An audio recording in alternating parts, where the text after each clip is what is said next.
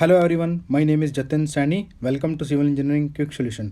तो आज हम बात करेंगे स्टील की। स्टील के अंदर हम देखें कि स्टील किन मटेरियल का बना होता है। उसके बाद जो स्टील के बार हम जो कंस्ट्रक्शन में यूज़ करते हैं उनके कौन से टाइप होते हैं। उसके बाद स्टील से रिलेटेड जितने भी इंपॉर्टेंट पॉइंट्स हैं वो हम देखेंगे, जो किसी भी एग्ज़ाम पॉइंट ऑफ व्यू से या आप कहीं पे इंटरव्यू देने जाते हो वहाँ पे ये क्वेश्चन आपको पूछे जा सकते हैं। इससे पहले मैं ऐसी ही वीडियो एक सीमेंट के ऊपर बना चुका हूँ, उसका लिंक आपको डिस्क्रिप्शन में मिल जाएगा, वो भी आप ज़रूर देखना। तो सबसे पहले बात करते हैं स्टील की। जैसे कि आपको पता है कि स्टील एक एलॉय है। एलॉय अब ये एलॉय क्या होता है? एलॉय हम बोलते हैं जब हम किन्हीं दो मेटल को या दो से ज़्यादा मेटल को मिक्स करते हैं, उनसे जो नया मटेरियल बनता है उसको बोलते हैं एलॉय। तो जैसे स्टील के अंदर क्या क्या मिक्सचर है? स्टील मिक्सचर है आयरन और कार्बन का। तो इसके अंदर जो कार्बन है वो बहुत कम अमाउंट में कार्बन हम इसके अंदर मिक्स करते हैं आयरन में, तो हमारा क्या बनता है? स्टील। तो ये स्टील के काफ़ी तरह का स्टील होता है। उसमें हम टाइप्स में नहीं जाएंगे क्योंकि वो हमारी सिविल इंजीनियरिंग के पर्पज़ से इतना इंपॉर्टेंट नहीं है। लेकिन आपको एक बात याद रखनी है कि कार्बन कंटेंट वेरी करेगा तो स्टील की प्रॉपर्टीज़ भी चेंज हो जाएंगी। तो यहाँ पे हम बात करते हैं स्टील बार्स की, जो आप यूज़ करते हो कंस्ट्रक्शन में। तो सबसे पहले बात करते हैं स्टील बार। जैसे कि आपको पता है दो तरह के स्टील बार्स मेनली यूज़ करते हैं। एक तो होता है माइल्ड स्टील और एक होता है HYSD बार या फिर डीफॉर्म्ड बार भी जिनको आप बोलते हो। तो सबसे पहले बात करते हैं माइल्ड स्टील की। माइल्ड स्टील जैसे कि आप स्क्रीन के ऊपर देख रहे हो ये पिक्चर, ऐसा माइल्ड स्टील होता है। इसका सरफेस बिल्कुल ही प्लेन होता है। तो इस प्लेन सरफेस के कारण हम इसको माइल्ड स्टील बोलते हैं। तो जैसे कि आपको पता है कि प्लेन सरफेस होगा तो इसकी जो टेंसाइल स्ट्रेंथ है वो भी कम होगी।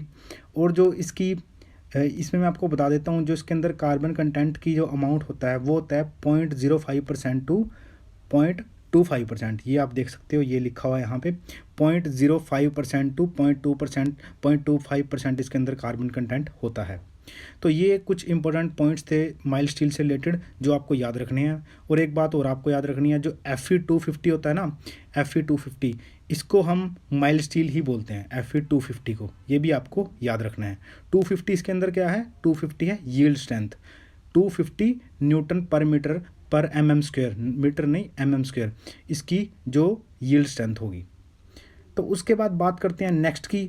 नेक्स्ट जैसे कि आपको पता है नेक्स्ट होता है हमारा HYSD बार। इसकी फुल फॉर्म होती है हाई यील्ड स्ट्रेंथ बार, डीफॉर्म्ड बार। तो इसके अंदर क्या होता है, इसकी जो सरफेस के ऊपर रिब्स बने होते हैं, जैसे कि आप इमेज में देख रहे हो पिक्चर में, तो ये रिब्स बने होते हैं। इसकी जो जो बॉन्ड स्ट्रेंथ है वो ज़्यादा होती है। इन रिब्स के कारण अगर हम माइल्ड स्टील से इसका कंपैरिजन करें तो इसकी जो बॉन्ड स्ट्रेंथ है वो 40% ज़्यादा होती है। इसकी 40% जो बॉन्ड स्ट्रेंथ है वो ज़्यादा होती है। बॉन्ड का मतलब क्या होता है कि जब सीमेंट और जो स्टील है उसका जब जोड़ बनता है उसको बॉन्ड कहते हैं। उसकी मजबूती ज़्यादा होगी 40% as comparison of mild steel. तो इसके अंदर जो कार्बन कंटेंट होता है वो होता है 0.2% इन HYSD बार, यानी कि 0.2% इसके अंदर कार्बन कंटेंट होता है HYSD बार्स में। इसका एग्जांपल जैसे कि आपको पता है Fe415, तो ये इसके एग्जांपल हैं। तो ये जो हमारे मेनली हम दो तरह के बार हम कंस्ट्रक्शन में यूज़ करते हैं, ये दोनों मैंने आपको बता दिए हैं। इसके बाद हम नेक्स्ट देखें कुछ प्रॉपर्टीज़, जो स्टील की प्रॉपर्टीज़ हैं, जो बहुत ही इंपॉर्टेंट प्रॉपर्टीज़ हैं, वो मैं आपको बताऊंगा। सबसे पहले बात करते हैं डेंसिटी की। डेंसिटी ऑफ स्टील में डेंसिटी जैसे आपको पता ही है, मैंने कई कई वीडियो में मैं बता चुका हूँ, डेंसिटी आपकी होती है मास पर यूनिट वॉल्यूम, उसको बोलते हैं डेंसिटी। तो यहाँ पे जो स्टील की डेंसिटी होगी वो कितनी होगी? 7700 टू 8100, यानी कि 7700 से 8100 kg पर मीटर क्यूब, यानी कि 1 मीटर क्यूब में हमारा 7700 टू 8100 हमारा kg स्टील आएगा। ये इसका सिंपली मतलब है। उसके बाद बात करते हैं इलास्टिक मॉडुलस। इलास्टिक मॉडुलस या आप इसको बोलते हैं मॉडुलस ऑफ इलास्टिसिटी। जैसे कि आपको पता है इलास्टिक मॉडुलस या मॉडुलस ऑफ इलास्टिसिटी आपका क्या होता है, इसको हम ई से डिनोट करते हैं। E is equal to stress upon strain, ये आपने काफ़ी बार देखा होगा। तो स्ट्रेस अपॉन स्ट्रेन को ही हम ई बोलते हैं। तो इसका मतलब यहाँ पे मैं आपको डेफिनेशन में बता देता हूँ थोड़ा सिंपली वे में। इलास्टिक मॉडुलस और modulus of elasticity is the measurement of tendency of an object to be deformed when force और stress is to is applied to it, यानी कि जब आप स्ट्रेस अप्लाई करोगे तो जो उसके अंदर डिफॉर्मेशन आएगी उसको बोलते हैं हम, उसको हम माप लेते हैं, हम उसको बोलते हैं इलास्टिक मॉडुलस, कि इतना उस मटेरियल का इलास्टिक मॉडुलस होगा।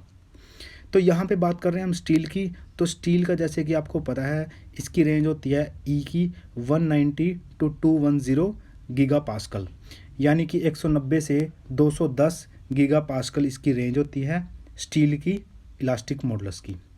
इसके बाद नेक्स्ट बात करते हैं पॉइजन रेशो। पॉइजन रेशो जैसे कि आपने काफ़ी बार पढ़ा होगा, पॉइजन रेशो का मतलब होता है lateral strain upon longitudinal strain.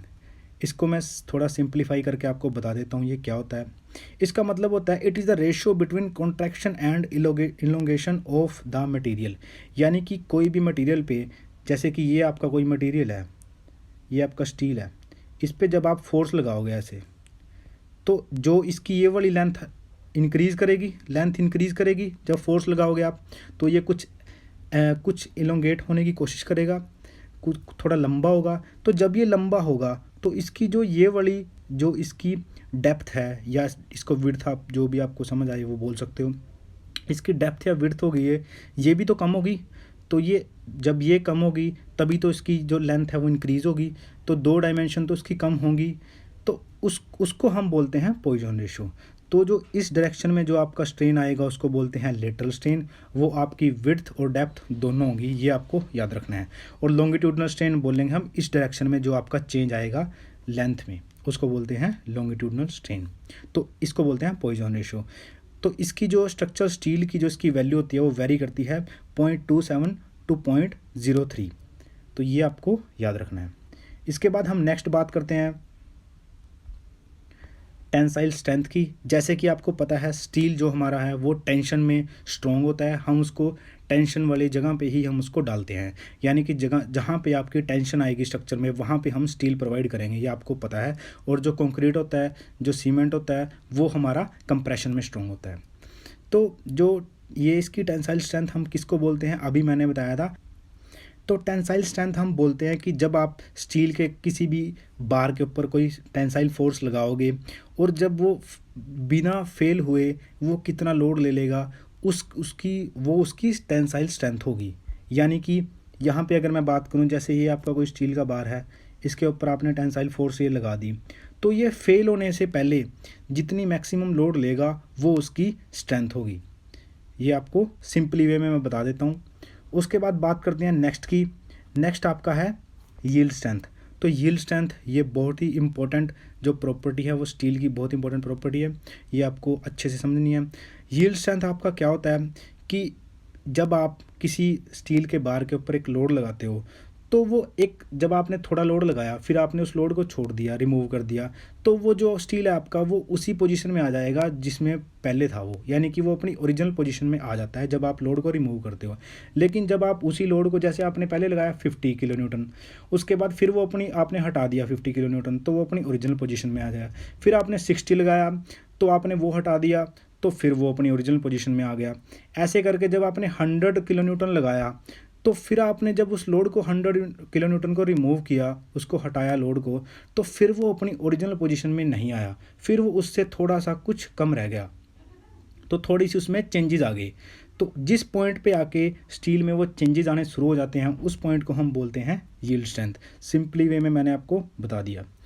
तो जैसे कि आपको पता है कि the value of yield strength depend on grade of steel, ये बहुत ही इंपॉर्टेंट पॉइंट है। जो यील्ड स्ट्रेंथ है वो ग्रेड ऑफ स्टील के ऊपर डिपेंड करती है। कैसे?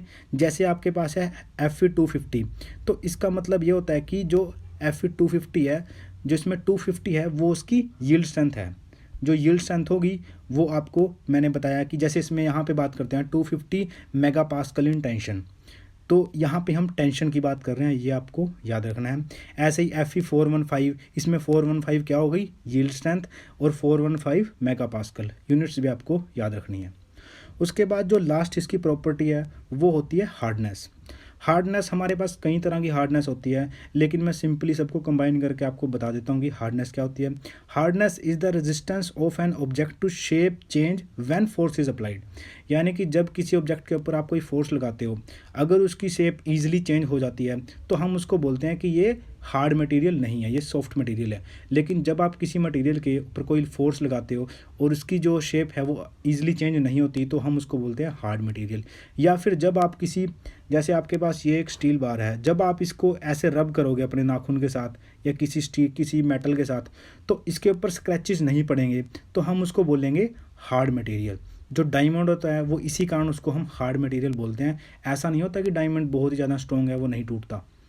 इसका मतलब ये है कि जब आप डायमंड को आप स्क्रैच करते हो उसके ऊपर, तो उसके ऊपर स्क्रैचेस नहीं आते, वो हार्ड मटेरियल है। यानी कि वो एकदम से टूट जाएगा लेकिन उसमें जो शेप चेंज नहीं होगी उसकी, ये आपको याद रखना है। इसको बोलते हैं हम हार्डनेस।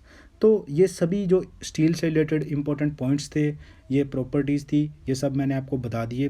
अगर इनमें आपको कुछ ना समझ आए तो आप मुझे पूछ सकते हैं कमेंट सेक्शन में, और आई होप इसमें आपको सब समझ आया होगा। Thanks for watching.